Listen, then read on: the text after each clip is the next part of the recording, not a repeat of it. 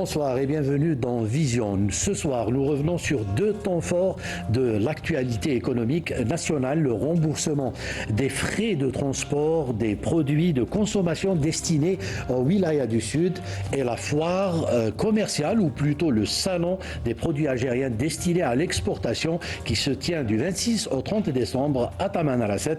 Et pour parler de ces deux sujets, nous avons le plaisir de recevoir ce soir notre consultant Mohamed Achir. Mohamed, bonsoir et merci d'être là ce soir pour nous éclairer sur ces deux sujets. C'est moi qui vous remercie. Alors, Mohamed, une question très générale. Quelles sont les raisons économiques, selon vous, qui ont poussé justement à de telles décisions, notamment, je parle des frais de remboursement de ces produits destinés au Grand Sud? D'abord, il faut noter que cette décision cadre parfaitement avec les objectifs et les principes de l'État social.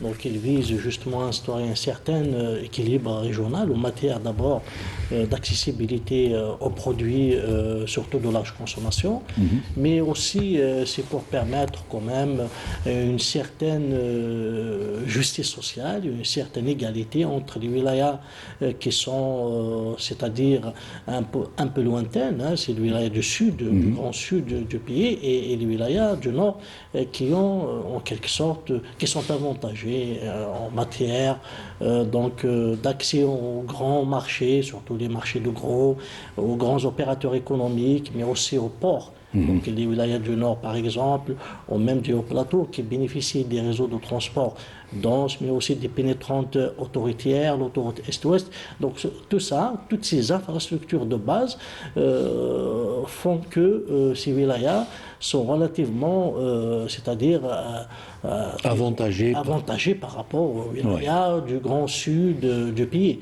Donc une telle mesure de l'État, avec un effort propre de l'État, avec c'est-à-dire un transfert budgétaire, parce qu'il y a c'est le Trésor public qui va en supporter cette mesure-là, donc qui s'inscrit dans le renforcement et la consolidation des principes de l'État social et de la justice sociale.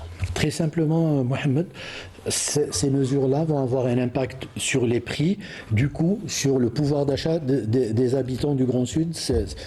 C'est aussi simple que ça?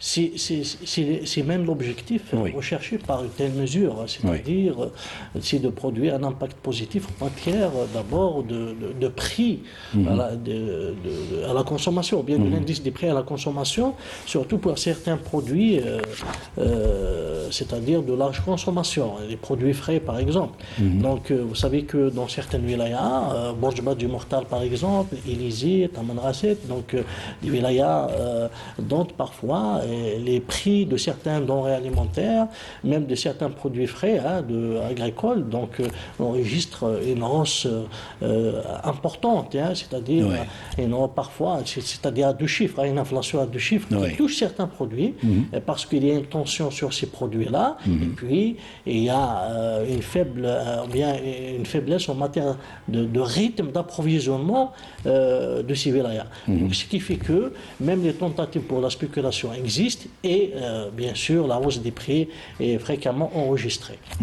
Alors ce dispositif est une incitation suffisante pour encourager davantage d'opérateurs économiques à approvisionner le Grand Sud, ou faut-il encore d'autres mesures structurelles nécessaires? Je parle surtout par rapport à la logistique, au stockage.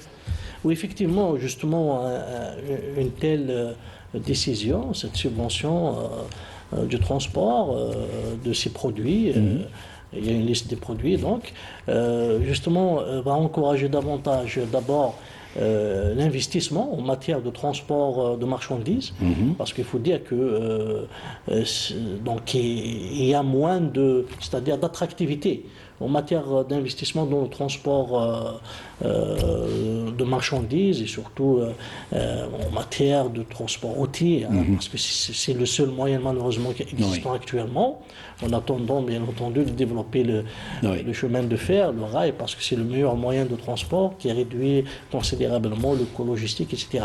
Donc maintenant, avec ce dispositif, je pense qu'il y aura un investissement de la part des opérateurs économiques pour investir non seulement en matière de camions de transport, par exemple, mais aussi en matière de plateformes logistiques, en matière de chaînes aussi d'approvisionnement frigorifique, par exemple, parce que c'est très important pour les produits, surtout les produits périssables, etc. Oui.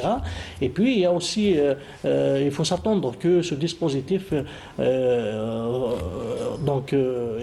c'est-à-dire coïncide aussi avec une décision aussi du Conseil des ministres d'encourager l'investissement dans les chambres froides. Oui. Surtout, et avec même un crédit bonifié de la part de la BADR, jusqu'à 15 milliards de centimes pour investir dans les chambres froides. Parce que là, il ne suffit pas d'y aller seulement dans le transport, mais aussi il faut construire ce qu'on appelle des centrales d'achat. Et surtout dans les wilayas du Sud, il faut qu'il y ait des centrales d'achat à proximité d'un certain nombre de wilayas pour permettre une certaine chaîne de valeur de distribution, bien d'approvisionnement de plusieurs wilayas. Donc, c'est un encouragement de la part de l'État pour que les opérateurs économiques investissent ce créneau et stabilisent par voie de conséquence les prix, non seulement les prix à la consommation, mais aussi la disponibilité. Parce que parfois, il y a un problème de disponibilité, ce qui pénalise les citoyens de ces wilayas du Sud. Alors, Mohamed, ce dispositif s'inscrit dans une logique de soutien conjoncturel ou est-ce qu'il est un prélude justement pour une politique plus structurelle de développement économique dans les régions du Grand Sud? Je pense que c'est une politique structurelle, parce que il ne faut pas oublier que l'Algérie, quand même, a développé des politiques d'aménagement de territoire, encourageant l'investissement dans les wilayas du sud du pays et encourageant aussi l'attractivité de ces wilayas. Donc, même dans le schéma d'aménagement du territoire, il y a une orientation du développement vers ces wilayas à travers des dispositifs et des accompagnements, que ce soit, c'est-à-dire en matière d'exonération fiscale, par exemple, pour encourager l'investissement, mais aussi en matière aussi d'aménagement de territoire et de création des services publics ainsi que des infrastructures de base. Donc même la création récemment du wilaya au niveau du wilaya du Sud, par exemple, s'inscrit dans ce cadre-là. Donc il y a un coût budgétaire qui est supporté par l'État, mais dans l'objectif justement de créer toute une vie sociale et économique dans ces wilayas du Sud. Donc après, toutes ces exonérations aussi fiscales qui sont jusqu'à 10 ans, par exemple, même l'Agence algérienne de la promotion de l'investissement et la loi 22-18 pour ce qui est de l'investissement. Donc les wilayas du Sud, il y a des exonérations allant jusqu'à 10 ans, donc une dizaine d'années, c'est quand même intéressant pour encourager, ainsi que l'acquisition du foncier. Donc tout ça, c'est en quelque sorte encourager, faciliter pour pouvoir justement s'inscrire dans une solution structurelle, à savoir le développement des wilayas du Sud. Alors, on le disait tout à l'heure, comment s'assurer, Mohamed, que les fonds de remboursement iront bien aux opérateurs qui sont en train d'approvisionner effectivement les wilayas du Sud et qu'il n'y ait pas des circuits parallèles pour le détournement justement de ces fonds? Il faut prévoir des mécanismes pour lutter contre ça justement? Oui, justement, je pense qu'il y a déjà un cadre juridique. Il y a le décret exécutif du 31 mars 2024 fixant un peu les conditions, c'est-à-dire d'application de cette mesure, mais aussi le dernier arrêté du journal officiel numéro 82 qui fixe 33 produits concernés par cette mesure, dont la majorité des produits sont les produits de large consommation. Donc je pense que le dispositif contient aussi, c'est-à-dire des points d'évaluation par rapport, effectivement, parce que l'enjeu majeur c'est ça, c'est de ne pas permettre une brèche de spéculation ou de détournement de cette subvention à d'autres fins. Si on subventionne les céréales, la semoule, la farine, le sucre, etc., les affaires scolaires, les médicaments. Les médicaments. Donc il ne faut pas détourner ce dispositif pour transporter des produits qui ne sont pas subventionnés, qui ne sont pas concernés par la mesure. Donc ça, c'est très important. Je pense que l'État est là, des institutions déconcentrées au niveau des wilayas, notamment la direction de transport, la direction du commerce, et d'ailleurs c'est un arrêté interministériel. Donc il y a une coordination entre les différents services pour justement veiller à ce que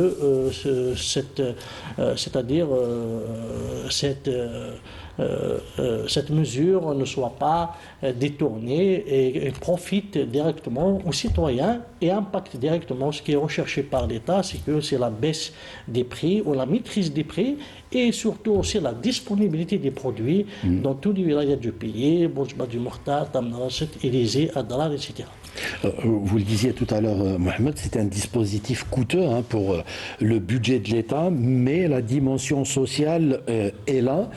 Mais est-ce que ce dispositif est soutenable sur le long terme ou faut-il justement penser à des solutions alternatives pour qu'il ne le soit plus autant?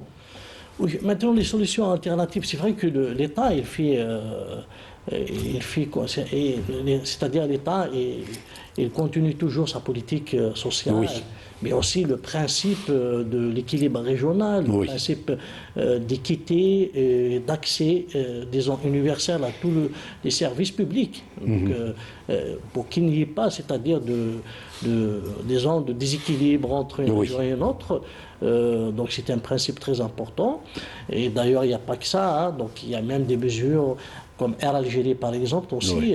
Pour desservir justement. Il y a d'abord l'ouverture de plusieurs lignes vers plusieurs aéroports du Wilaya du Sud, mais aussi il y a une exonération de la TVA qui a été instituée par la loi de finances complémentaire de 2022, ainsi que aussi des billets parfois promotionnels. C'est pour permettre justement une certaine mobilité entre ces wilayas du Sud et permettre au tourisme aussi, même le tourisme local. Et surtout aussi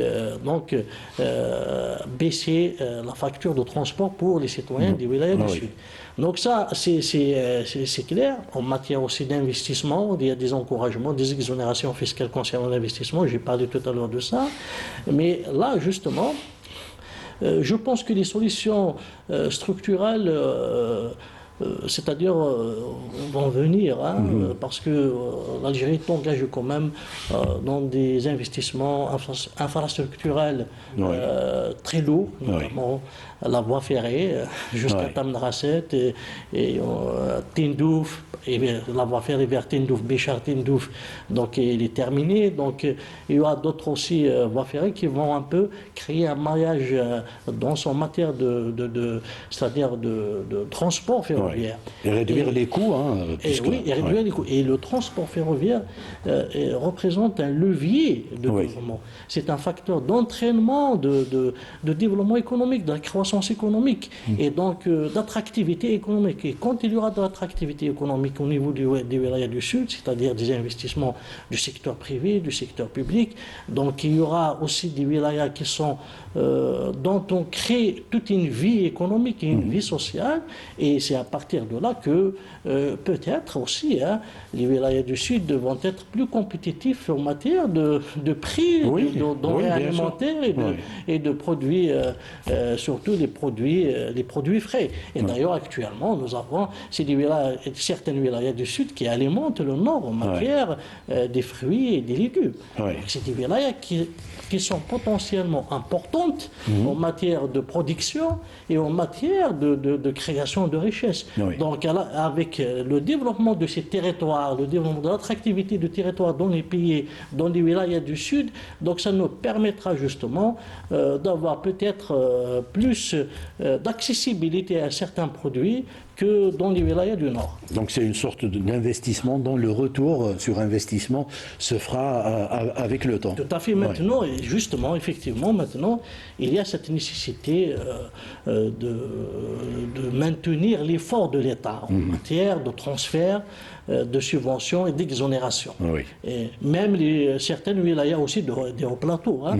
D'ailleurs, il y a eu des programmes un peu spéciaux pour certaines wilayas des hauts plateaux Oui. pour justement rééquilibrer le niveau de développement.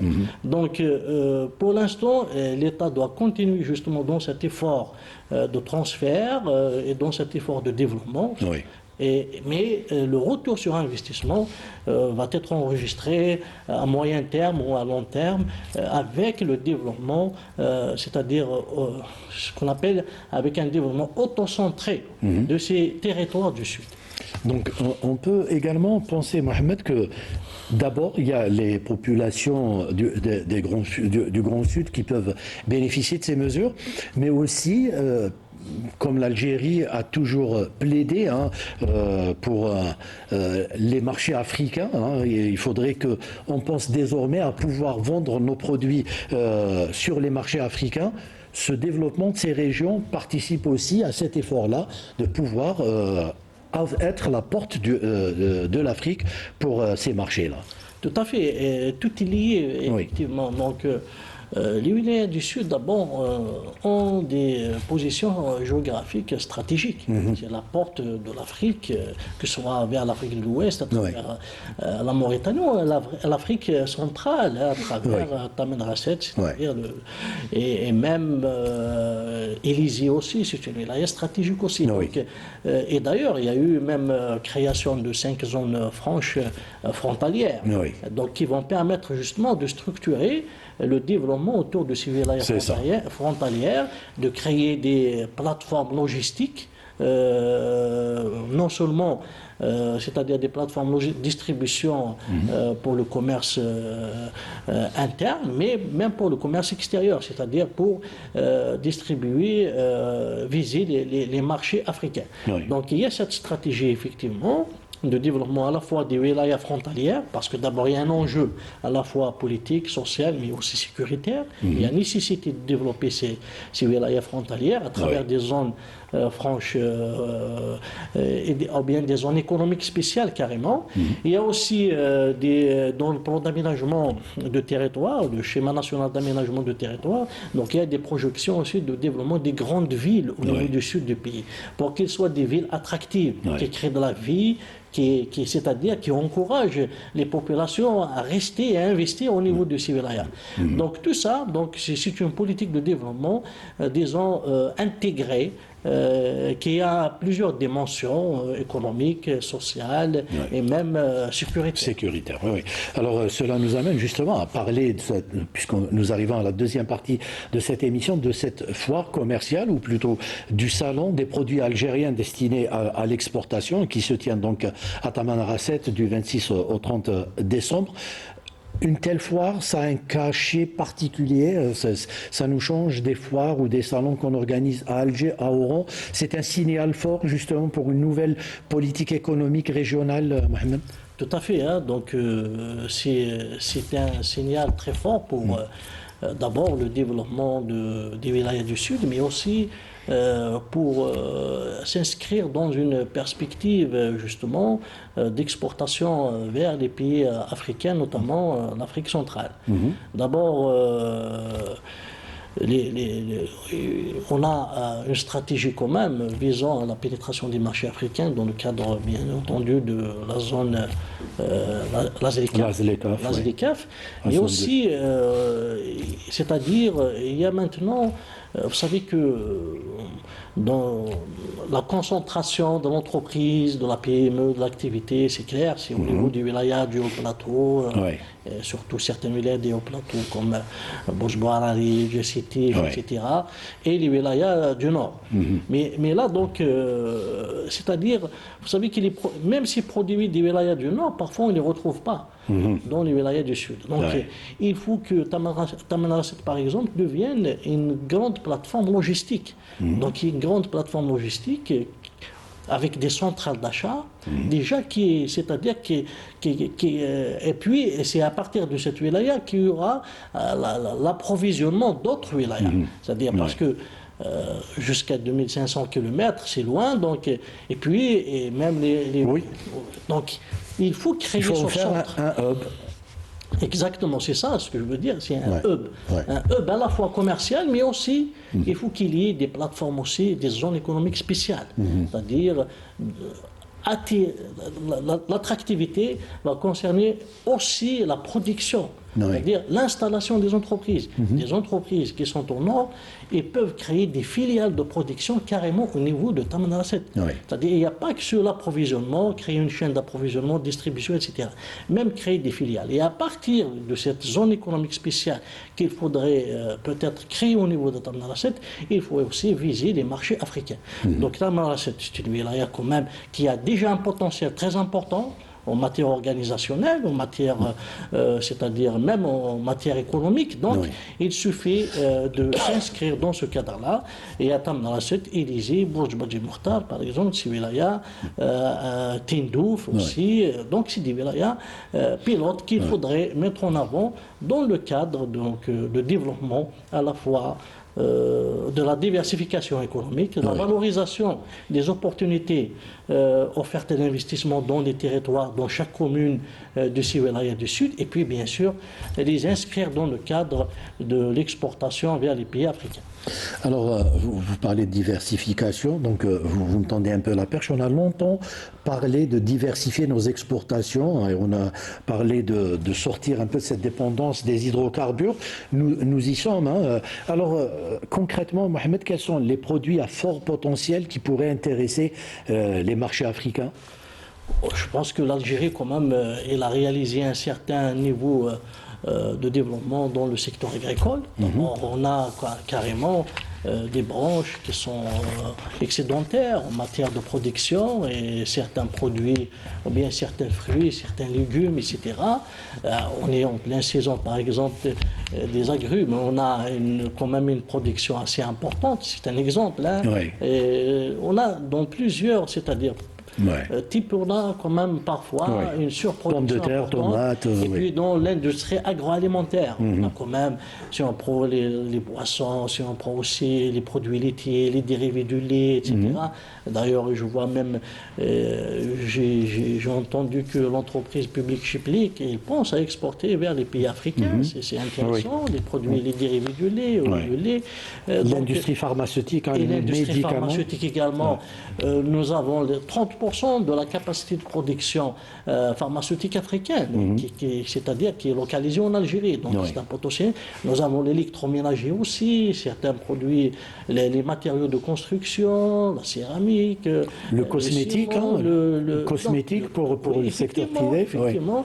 Donc nous avons quand même des filières qui ont réalisé des excédents importants, mais aussi un niveau de qualité appréciable. Hein. C'est-à-dire que c'est des produits qui peuvent concurrencer des produits d'autres pays au niveau des marchés africains.